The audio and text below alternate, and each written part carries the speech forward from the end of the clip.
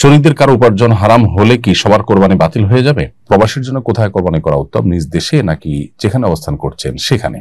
কোরবানি পশুর ছবি বা ভিডিও সামাজিক মাধ্যমে পোস্ট করা জায়েজ কিনা? কোন কোন দেশে সরাসরি পশু জবাই করা নিষিদ্ধ, প্রথমে গুলি করে ফেলে দিতে হয়, তারপর কোরবানি করতে হয়। এভাবে কোরবানি করলে কোরবানি হবে কিনা? আজকাল কোরবানি ইবাদতের চাইতে অনেক সময় মর্যাদা প্রদর্শনের প্রতিযোগিতায় পরিণত হচ্ছে। কোরবানিকে মর্যাদার প্রতিযোগিতা না বানিয়ে কিভাবে একে খাঁটি ইবাদত হিসেবে রাখা যায়, ইসলামী দৃষ্টিকোণ থেকে এই প্রবণতা বন্ধে ব্যক্তি ও সমাজের করণীয় কি? অনেকে কোরবানি করার ঝামেলা এড়ানোর জন্য অনলাইনে কোরবানি পশু বুকিং দেন। এজেন্সি কোরবানি সম্পন্ন করে গোশত প্রসেস করে বুকিংকারীর বাসায় পাঠান। এভাবে কোরবানি করা জায়েজ হবে কিনা? চলুন তাহলে আর বিলম্ব না করে ইতিমধ্যে যে সমস্ত প্রশ্ন আমাদের কাছে চলে এসেছে সেই প্রশ্নগুলো উত্তর দেওয়ার পালায় আমরা প্রবেশ করি। প্রবাসীর জন্য কোথায় কোরবানি করা উত্তম, নিজ দেশে নাকি যেখানে অবস্থান করছেন সেখানে? উত্তর হলো, প্রবাসী ব্যক্তি প্রবাসে কোরবানি করতে পারেন, আবার নিজ দেশে কোরবানি করতে পারেন। মৌলিকভাবে দুইটাই তার জন্য সম্পূর্ণরূপে জায়েজ। পারিপার্শ্বিক কারণে একটা চাইতে উত্তম হতে পারে। কেউ প্রবাসে আছেন, সেখানে আসলে আত্মীয় স্বজন নাই, গরিবদেরকে সাদাকা করার অপশন নাই, এই চিন্তা থেকে তিনি যদি দেশে কোরবানি করেন তাহলে তার জন্য উত্তম। আর যদি প্রবাসী যিনি আছেন তার জন্য অপশনগুলো আছে সেখানে সবগুলো, তাহলে সেক্ষেত্রে তার জন্য সেখানে দেয়া উত্তম। এটা ভ্যারি করবে অবস্থার উপরে। কোরবানি পশুর ছবি বা ভিডিও সামাজিক মাধ্যমে পোস্ট করা জায়েজ কিনা?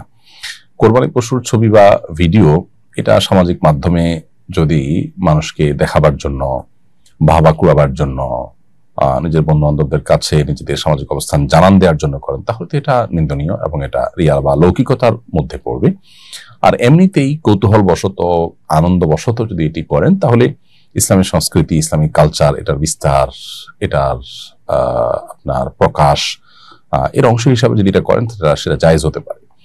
তবে খুবই রিস্কি। এখানে আমাদের মানসিকতার মধ্যে রিয়া বা লৌকিকতা চলে আসে কিনা, তাহলে সেক্ষেত্রে ইবাদতের যে প্রাণ সেটাই কিন্তু হারিয়ে যাবে। এই জন্য এটা ভ্যারি করবে যে আপনি কেন এটি করছেন। তবে এটি না করলে বিশেষ করে আমাদের রিয়া বা লৌকিকতা আসতে পারে, সেই আশঙ্কা থেকে এটি যদি না করা যায় সেটাকে আমি উত্তম মনে করি। কোনো কারণে যদি কেউ করেন তবে তার উদ্দেশ্যের মধ্যে কোনো প্রকার অসততা, অসাধুতা, নিচুতা এরকম কোনো কিছু যেন না থাকে সে বিষয়ে তাকে এনশিওর করতে হবে। অর্থাৎ আমি গরু দিচ্ছি, এটা আমার বন্ধু বান্ধবরা জানবে, বড় গরু দিয়েছি, বড় ছাগল দিয়েছি জানবে, এবং সবাই বাহবা দিবে, আমার সামাজিক অবস্থানের প্রকাশ হবে, এই সমস্ত উদ্দেশ্য থাকলে সেটি তো অবশ্যই নাজায়েজ এবং গুনাহ হবে। আর এমনিতে আনন্দ প্রকাশ করে করলেন, ওইরকম কোনো উদ্দেশ্য আপনার মাথায় নেই, তাহলে সেটা জায়েজ হতে পারে শর্ত সাপেক্ষে। তবে সব অবস্থায় অ্যাভয়েড করাটা উত্তম। কোন কোন দেশে সরাসরি পশু জবাই করা নিষিদ্ধ, প্রথমে গুলি করে ফেলে দিতে হয়, তারপর কোরবানি করতে হয়। এভাবে কোরবানি করলে কোরবানি হবে কিনা? এভাবে কোরবানি করলে কোরবানি হবে না, তবে পশু জবে হবে এবং গোশত খাওয়া হালাল হবে যদি প্রাণ বের হওয়ার আগে আগে পশু জবে করা হয়। কোথাও কোথাও গুলি করে পশুকে ফেলে দেওয়া হয়, তাতে পশু দেখা যায় যে তার এক পাও হয়তো চলার উপযোগিতা হারিয়ে ফেলে। কোনো পশু যদি এত অসুস্থ হয়ে পড়ে বা ইনজুর হয়ে পড়ে যে তার পা ভাঙা, বাধা বা তার রাখার জায়গা থেকে, গোয়াল থেকে জবাই করার জায়গা পর্যন্ত হেঁটে যাওয়ার মতো শক্তি যদি না থাকে, এরকম অসুস্থ বা দুর্বল বা ত্রুটিপূর্ণ পশু দিয়ে কোরবানি করা জায়েজ নয়। এখন গুলি করে পায়ে বা কোথাও গুলি করে যখন ফেলে দিয়েছেন, এই পশুটা কিন্তু আর চলাচলের উপযোগিতা থাকলো না, দুর্বল হয়ে গেল, এরপর আপনি এটা দিয়ে কি করলেন?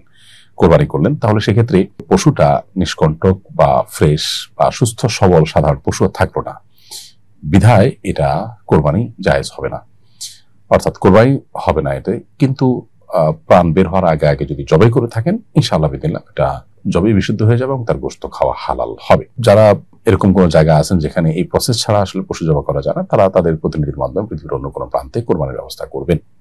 আজকাল কোরবানি ইবাদতের চাইতে অনেক সময় মর্যাদা প্রদর্শনের প্রতিযোগিতায় পরিণত হচ্ছে। কে বড় গরু দিল, কে দামি পশু আনলো, এগুলো নিয়ে সামাজিক মাধ্যমে চর্চা হয়। এতে রিয়া, অহংকার ও গরিবদের কষ্ট হয়।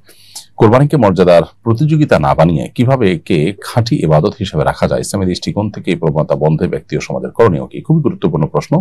আজকাল বহু মানুষের কোরবানি অর্থহীন হয়ে যায় শুধুমাত্র এই লৌকিকতা বা প্রদর্শন ইচ্ছা থেকে। কোরবানি হতে হবে ত্যাগের মহিমায় উদ্বুদ্ধ হয়ে এবং আল্লাহ তাআলাকে সন্তুষ্ট করবার উদ্দেশ্যে। সো সেই জায়গাটা যদি আমরা নিশ্চিত করতে না পারি, বরং আমাদের নিজেদের সামাজিক মর্যাদা জাহির করার চেষ্টা করি, সামাজিক মর্যাদার প্রতিযোগিতায় অবতীর্ণ হই, তাহলে সেটা হয়তো একটা জাগতিক আপনার প্রভাব প্রতিপত্তি বিস্তারের বিষয় হতে পারে। এটা ইবাদত হতে পারে না। ইবাদত হতে হবে শুধুই আল্লাহকে সন্তুষ্ট করবার জন্য, সামাজিক বা জাগতিক কোনো ফিডব্যাক বা কোনো প্রাপ্তির আশায় ইবাদত হতে পারবে না। এই বিষয়টি আমাদের মাথায় রাখতে হবে এবং এটা নিয়ে ব্যাপকভাবে আলোচনা, পর্যালোচনা এবং জানাশোনা এবং কাউন্সিলিং ইত্যাদি আমাদেরকে বাড়াতে হবে, মোটিভেশন চালাতে হবে। তাহলে ইনশাআল্লাহ মানুষের মধ্যে হয়তো সচেতনতা সৃষ্টি হবে। আমাদের সমাজে অনেক লোক আছেন যারা নিজেরা ব্যক্তি জীবনে হয়তো নামাজ কালামও পড়েন না, কিন্তু অনেক বড় বড় পশু কোরবানি করেন, বেশি সংখ্যক পশু কোরবানি করেন। এক্ষেত্রে তারা আল্লাহকে সন্তুষ্ট করার জন্য যদি করেন, তাহলে সে আল্লাহকে সন্তুষ্ট করার জন্য দান, দক্ষিণা, ইবাদত বন্দেগী, যাকাত আদায় করা, এই বিষয়গুলো কেন করছেন না? এটা অনেক বড় প্রশ্নের বিষয়।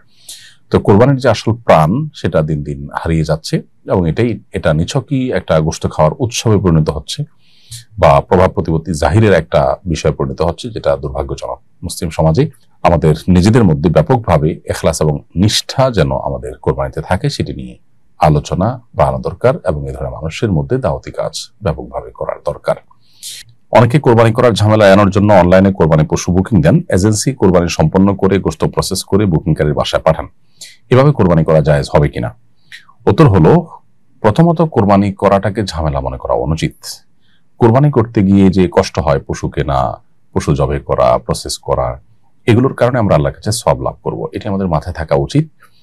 এবং এই কষ্টটুকু অন্তত যদি সহ্য করতে না পারি, তাহলে সেক্ষেত্রে আমি কোরবানির মর্মটাই আসলে বুঝে করতে পারলাম না। এরপরে যদি কারোর জন্য এটা কষ্টকর হয়, কোনো কারণে তার জন্য এটা অসম্ভব পর্যায়ের হয়, অথবা তার জন্য সুযোগ না থাকে, অথবা কোনো কারণে তিনি নিজে না করে অন্য কাউকে দিতে চান, তো শরিয়ার দৃষ্টিকোণ থেকে সেটা জায়েজ আছে। নিজে করাটা উত্তম। নবী সাল্লাল্লাহু আলাইহি ওয়াসাল্লাম নিজের প্রশ্নে যে জবাই করেছেন, কিন্তু যদি আপনি কোনো এজেন্সিকে দিতে চান, কোনো ব্যক্তি বা প্রতিষ্ঠানকে দিতে চান, সেটা জায়েজ আছে। তবে শর্ত হলো, যে ব্যক্তি বা এজেন্সিকে দায়িত্ব দিবেন যে তাদেরকে টাকা দিলেন, আপনার পক্ষ থেকে উপযুক্ত পশু যেটা দিয়ে কোরবানি বিশুদ্ধ হবে সেরকম পশু কিনে শরিয়া যেভাবে বলেছে সেই যথা নিয়মে কোরবানি করে আপনার কাছে গোশত পাঠিয়ে দিবে, অথবা আপনার অনুমতি সাপেক্ষে গরিব ব্যক্তিকে কোরবানি গোশত দিয়ে দিবে। এরকম কোনো ব্যক্তি বা প্রতিষ্ঠানকে প্রতিনিধি হিসাবে নিযুক্ত করা সম্পূর্ণ জায়েজ রয়েছে। যদি আপনার আস্থা না থাকে, বিশেষ করে আশঙ্কা থাকে যে তারা হেরফের করতে পারে বা যথাযথভাবে করতে নাও পারে, তাহলে সেই জায়গাতে আপনার জন্য টাকা দেওয়া জায়েজ নয়।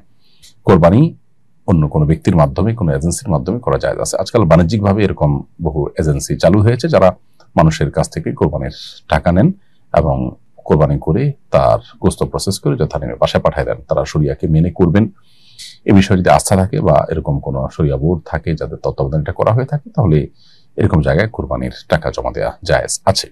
এক্ষেত্রে একাধিক শরিক, একটা গরুতে একাধিক ব্যক্তি যদি শরিক থাকেন, তাহলে সেক্ষেত্রে তাদের পরস্পরকে না চিনলেও কোরবানির কোনো অসুবিধা হবে না ইনশাআল্লাহ তাআলা। শরিকদের কারো উপার্জন হারাম হলে কি সবার কোরবানি বাতিল হয়ে যাবে? শরিকদের মধ্য থেকে কেউ একজন হারাম উপার্জন থেকে যদি কোরবানি করেন, তাহলে সেক্ষেত্রে তিনি হারাম উপার্জন থেকে কোরবানি করেছেন, সেজন্য কোরবানির সওয়াব থেকে বঞ্চিত হবেন। নবী করিম সাল্লাল্লাহু আলাইহি ওয়াসাল্লাম বলেছেন, ইন্নাল্লাহা তাইয়্যিবুন লা ইয়াকবালু ইল্লা তাইয়্যিবা, আল্লাহ তাআলা পবিত্র ছাড়া কোনো কিছু গ্রহণ করেন না, অর্থাৎ হারাম কোনো কিছু দান করলে আল্লাহ তাআলা সেটা গ্রহণ করেন না। বিধায় হারাম টাকা দিয়ে কোরবানি করলে সেই কোরবানির সওয়াব তিনি আল্লাহর কাছে পাবেন না।